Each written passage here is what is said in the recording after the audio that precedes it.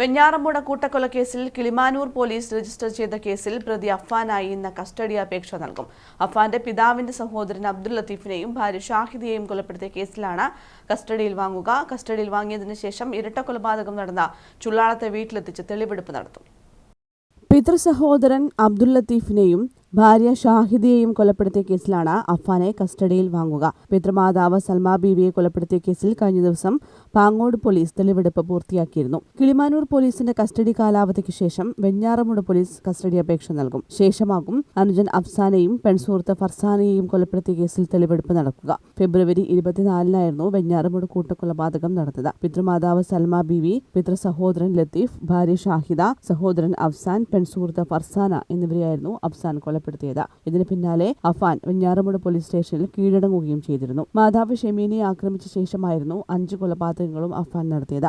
സാമ്പത്തിക പ്രശ്നമാണ് അഫ്ഫാനെ കൂട്ടക്കൊലയ്ക്ക് പ്രേരിപ്പിച്ചതെന്നാണ് പോലീസിന്റെ നിഗമനം. നിലവിൽ പൂജപ്പുര സെൻട്രൽ ജയിലിലാണ് പ്രതിയുള്ളത്. News desk, Kannur vision.